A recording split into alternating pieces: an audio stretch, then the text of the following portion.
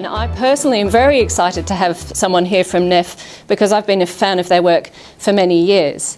Now, Natalie leads the consulting arm of NEF Consulting. She specialises in organisational strategy and triple bottom line cost-benefit analysis across criminal justice, the women's sector, international development, business service delivery and commissioning. And she has a strong business management background. She formerly worked for a FTSE 100 company and for a leading leprosy and tuberculosis NGO. She's a certified Prince 2 and MSP practitioner in project and program management, and she's also a social return on investment accredited practitioner, which is what brings her here to us in Melbourne at the moment. She's helping us to conduct some training around social return on investment. So would you please welcome Natalie Nicholles. I need to clip this thing so there's some water. It's always embarrassing when you hear someone talk about you so nicely. Thank you. Thank you for coming this evening. So I have been here since Saturday. I'm still getting over my jet lag a bit. But I've had some really, really interesting conversations since I've been here. So I am apologising up front because this is going to be very UK context specific. But I'm hoping that it's going to incite some discussion afterwards about what this means for business in Australia and for the businesses that business works with. Over the past 150 years, business has undoubtedly created a huge amount of material wealth in the world. But we're faced with a set of really very severe systemic changes and challenges that businesses will need to face so that the true value of business is very much around the social and environmental value that it creates, not just the economic. Jane has done a brilliant job of introducing who we are already. Actually, I wanted to get a show of hands. Who has heard of the New Economics Foundation already? Okay, so probably about a third or so. It's always nice to know that we have an international reach. So NEF has been around for a while and is really best at just telling people what they not really want to hear, thinking about things in a completely different way and bringing numbers into decision making that really affects us. So that's the way that I understand it. I'm not an economist by background, as Jane has said, but I've always understood our work as understanding what matters to individuals and to societies and helping governments and people to make decisions on that, because that's the type of world that we want to live in. And I'll give you a bit of an explanation why that's important later. We're about 60 people, 50 within the think tank, and I work within our consultancy arm. So our job is to disseminate NEF's work and make it practical. We're a charity, and we work in three main areas: social justice, economic well-being and environmental sustainability. They change a bit sometimes. Things that we are known for, or you may have heard us work on. So we were very instrumental in bringing third world debt onto the agenda of the 7 and 8 biggest nations. We started something called the Ethical Trade Initiative in the UK. We brought social auditing to the forefront. We ran something called the Inner City 100, which was an awards system for the best kind of inner city businesses. We have been working with our national government on something called measuring national progress, so trying to move towards more progressive indicators of success and away from GDP. And we are very active on banking reform, and that's just a kind of a flavour of the type of work that we do. Oh, and there's me. And we're a social enterprise. So the work that we've been doing with Net Balance for coming up to our third year has been to support them to understand social impact and social research and take the approach of the methodology that NEF was involved in developing called social return on investment, and helping to take that into the forefront of better decision making across social, economic and environmental parameters. So it's quite an ominous title, The Failures of Business as Usual, and I suppose the best way to start is to explain that we see a number of 4 or 5 interlinked challenges and I suppose failures of the way of us doing business as usual. And I probably don't need to go into a huge amount of detail on some of these because I think you'll be well versed. And the first is the planetary limits. We are very dangerously at the edge of using up the resources that we have. So I think we're using something like 1.5 times the amount of resources that the planet has, and we're on par to use 3 times worth of planets by 2050. I'm not too sure how that's actually possible. So there is a real impetus to change. We have huge rising inequalities. I'm not sure about the detail of the Australian context, but this is really paramount in Europe, and the UK is one of the most unequal countries. And given the prosperity that we've had, this is very embarrassing. Not only is it embarrassing, but it's dangerous for the rest of the way that we want to conduct our lives, for the prospect of war, for the prospect of conflict, and for the way in which we treat individuals. And all of those are fueled by the systems in which we operate, not necessarily just by individual actions. We have global financial instability. You guys call it the GFC. I love that. We don't have that acronym in Europe. The first time I came, someone said that, and I was like, what? What's that? What's GFC? It is showing the instability in our system, in a system that is so interlinked that it was like a domino effect. And I suppose this is less of a crisis, but this is more, again, of something that we should be ashamed about. Well-being is not rising in line with our material prosperity. Actually, it's getting worse. And from a business perspective, we're facing what we call a values crisis. And I'm going to give you some evidence on that shortly. So, I work for an economics think tank. I had to show you a graph. I thought that was appropriate. This is a graph taken looking at the years from 1961 up to 2001 and a percentage change. The first thing I want to show is something that we call a happy life year. So a few years ago, NEF did a piece of research called the Happy Planet Index. I'm seeing a couple of nods, so some people seem to be familiar with it. And it was a new way of understanding global sustainability, essentially. It's a new efficiency measure. It's trying to understand how much well-being can we get for resource use. It's a bit like miles per gallon. So how much well-being can we create for resource use? So the equation is number of kind of happy life years, as it were, so life expectancy and levels of well-being divided by ecological footprint. So this is a measure of happy life years. This is our ecological footprint going up. So we can see that there's been a huge increase that you won't be aware of. And this is what our efficiency looks like. So we have been getting less efficient at creating well-being since 1961. If I project forward to 2050, we have a number of targets in the UK, which I'm sure you will also have here. So our UK Climate Change Act requires that we have an 80% reduction in emissions between 1990 and 2050. Come on, there we go. That's what that looks like. We also want to make sure that we maintain life expectancy and life satisfaction. And actually, the majority of the curve of this graph is around life expectancy. So life expectancy has been increasing, but not so much as life satisfaction. And so we have to improve our resource efficiency by over 80%. So we're trying to get here. We're trying to achieve this crossover, which looks quite ambitious, right? And this is the type of challenge that we're faced with. This is a set of different surveys that show that we're facing a values crisis within the business world.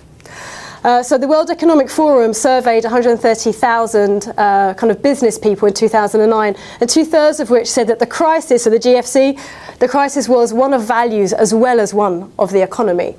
And that 2/3 of people thought that people practice different values at work than they did in their home life. I think that's very interesting. The Endelman Trust Barometer was another survey where they found that CEO credibility had declined 12 points to 38% in 2012.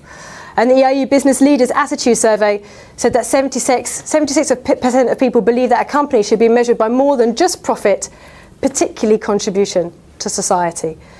And then finally, as I just showed, we've had static or declining well-being in many advanced countries over the past 25 years. So it's not just a crisis of environment, it's not just a crisis of an interlinked economy, but it's also a crisis of how we behave. My colleagues are very good at the New Economics Foundation at saying that the economy is not static. It's not something that it just exists and you can't move it. People create the economy. We create it.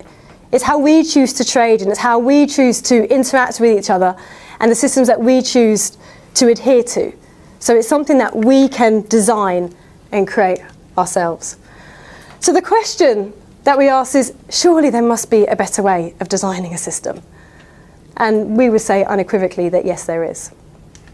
And that system has to take into account all three elements that are important to us, not just one of them. And it has to look at them in the round.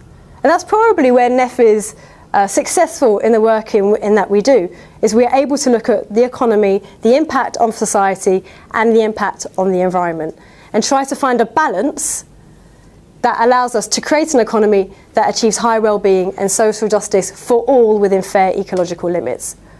So that is our vision. That is what we would like to achieve. That is what our vision of a new economy is. And that's really as far as we've got. I just want to be honest about that. We're very clear at saying we understand, and we think we understand what the desired outcomes of the new economy are. We think we understand how we want a new economy to create value to individuals, to institutions, to the environment, to organisations. But we are not the people to determine how we get there or what needs to change per se. Well, certainly not in Australia. We have ideas about our own country. So our role, and we very much see our role as a catalyst to share this clarity with those that are interested, and to create discussion, which I'm hoping is going to be the discussion after this, after both Mike and I speak, about how do we get there, and what does that mean, and what does that mean in our particular context, and what does high well-being and social justice mean for a particular state or for a particular country. I want to manage your expectations. So the key to all of this is innovation.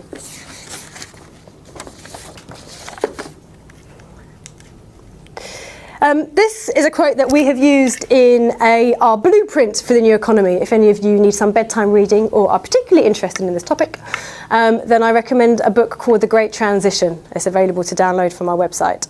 And it is our blueprint on how we achieve and how we work towards a new economy. The things that need to change and the outcomes that we see are important, not necessarily the pathway on how we get there. So this is a quote from a section of that report, which is called The Great Revaluing. They've all got a great something in there, the Great Redistribution, the Great Revaluing. And it says, I perceive that the great part of the miseries of mankind are brought upon them by false estimates that they have made of the value of things. This is our starting point for the new economy, and this is probably the area in which I work in the most. It's about how do we value the things that are important, and how do we not value the things that are important, and why are we not valuing them, and how does that affect the decisions that we make?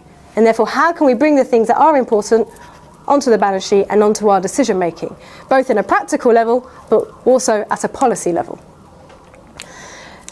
So for business, there are a number of headline changes that are needed, that are linked to valuing things differently, and that are linked to having a broader vision of a new economy.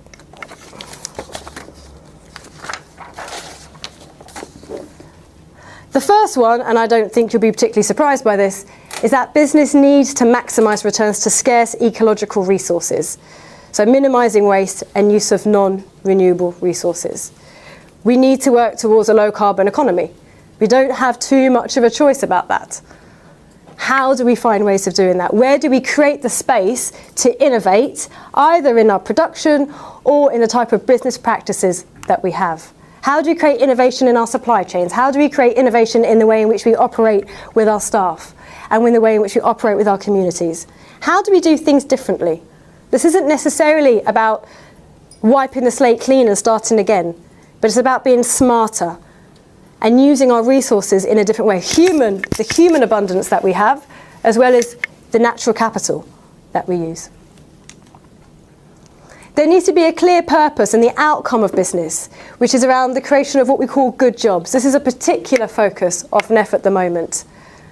We don't want employment for employment's sake, because actually that can be detrimental, financially, socially, and environmentally. We need jobs that use and maximise return to resources, natural resources, but they're also going to maximise people's well-being. They're good jobs that are going to take them out of economic poverty so that they are paid a living wage. and they are jobs that maximise the industries and the resources that a nation or a state or a government, whichever geography, has. So we're focusing on a good job. What does a good job look like as opposed to just a job? We need to maximise the well-being of employees and other stakeholders. This isn't going to be news to you. I'm sure these are things that you're very much aware of. Your employees have a huge abundance of potential, a potential of ideas, a potential to drive businesses forward, to think differently. If you can align your business passion, your employee passion with what you aim to do as an organisation, it is a win-win situation. But how do we do that? How can we have the dialogue with our employees to make sure that we really are understanding what matters to them? How can we design the businesses around that? Doesn't mean that you have to have exciting jobs. The job could be simple and straightforward, but the organisation structure that you design around it is going to influence their well-being, and their well-being will influence how they experience work and how they add back to your business. And I'm going to show you a model that we have that helps us to understand well-being from the employee perspective. Probably the biggest one, which is around the system in which we operate and the structure of certainly the PLC, is that we need a change of purpose away from maximising shareholder value and towards creating economic, social and environmental return for all stakeholders. Some of these, they feel a bit beyond our capability. And maybe some of them are. Well, tomorrow you're not going to go around and change this, right? But there is a tipping point. And there is the work that organisations do, certainly us, to work with governments and to lobby against governments and to bring business together to say we can change and we can think of a different way of working. I believe a lot in incentives and targets. If you incentivise someone to act in a certain way, they're going to act in a certain way. So you need to think very carefully about the incentives and the targets that we have and that we provide. We need to focus on resource productivity rather than just labour productivity. How can we use our resources well? How can we use renewable resources? How can we maximise these returns to nature and to the trees and to the elements that we're bringing out of the ground? How can we change the system? It's about thinking in an absolutely different way, not wiping that slate clean. And something that we're working on at the moment is working on seeing employees as assets, not as costs. What would that look like on your profit and loss account? Wouldn't that be interesting? Right? You put it down as an asset on your balance sheet rather than as a cost. How do we start to view things in a different way? And if we do view them in a different way, how's that going to affect where we decide to invest our money and where we decide to invest our resources and our time? We want the value of a company to be seen as a true reflection of its value, economic, social and environmental, and that of the value that it's creating or the value that it's destroying. Good things should be cheap. Bad things should be expensive. Right? That should be the way that it works. If we want to incentivise behaviour towards a more equitable, fair society that is using our resources well. So what are the implications of all of that for business? Well, the first one is the biggest one, which is the myth around maximising returns to shareholder value. There's a small minority that are benefiting at the expense of the few. I believe much more in human ingenuity than that. I'm sure we can come up with a better way. And I think there is a better way. And I'm seeing it bubbling away. We hear it at NEF. I've heard it here. Society is getting frustrated. They want to find a different way of operating. I don't know what the answer is though, so don't ask me. That means developing new competencies, finding new ways of being good at things. It means having different measures of success. In Europe, and I'm sure here, we talk about alternative indicators to GDP. And there's been work on it. Our government is measuring well-being. I know, it's shocking, right? We need a different way of understanding the success we're making. And if we understand success differently, then we'll be trying to maximise that success to a different range of stakeholders. It's all interlinked. And we need to create the opportunities for innovation. There could be new business opportunities, and I'm sure that's part of what Mike is going to talk about as well. It's not static. The environment, the economy isn't static. We can change it. We have the power to be creative. So actually it's quite exciting. Sounds a little bit doom and gloom, but it is quite exciting if we can create the space for this to happen. And I suppose if we're patient enough, because the short-termism that dominates our politics in terms of political cycles, but also dominates our business decisions in terms of investments, is really stifling the innovation that we need. So the question I often get asked is, how do businesses transition? You know, I want to do this, I want to pay my employees a living wage, I want to use my resources in a different way, but how do I do it? And that's the scary part, because it is going to take some time and probably a few business cases and getting leadership on board, and it's not going to be quick, but it's absolutely vital. Again, there isn't so much of an answer. From our experience, these are the few experiences I suppose I can share with you, is how do we open space for business not as usual to exist so that the new economy can emerge? Innovation, emerging new economy. That's the way that we see it. Creating space for the business not as usual, for thinking in a different way. Systemic change is needed. Again, perhaps beyond us individually, but collectively, not the case. A change to the way that tax and incentives are currently given. This is very much UK specific, but perhaps for you. Counter short-termism. And we're working quite solidly on banking reforms as well. So access to finance. How do businesses access finance? How do they work to demonstrate their success against the metrics in which they've been, I suppose, dictated? But then there's also incremental change, which I think is much more within the tomorrow. How do we put these values into our core business? Not this nice CSR thing. How do we bring it into actually what we do? Into the work that we do, into the way that we work with suppliers, in the way that we work with communities, in the way that we work with the public. How can we live and breathe our business and our values? Jane said that NetBalance is a values-led organisation. If you're values-led, you have to adhere to a certain way of believing and thinking. NEF is the same. NEF Consulting is the same. And that would mean saying no to certain pieces of work because it doesn't adhere to your values, but creating the space to say yes to other pieces of work that you know are going to make the type of change that you need and you want and you believe in and your staff believes in. Focusing on employees. We generally feel that the abundance of that human potential is not realised. And I know it's hard. I manage a team and I'm always trying to realise their abundance of human potential. And I find it hard because they're people and life gets in the way. But by having a focus on it, it does help me to integrate it into what we do. The last one I think is interesting. This is around leading the market. Some of you will be in that position where you can dictate behaviour, where you can lead your competitors or the people you cooperate with to act and think in a different way. Don't underestimate that power. You don't have to be huge to be able to do that. But that first leader advantage is what's going to get you there.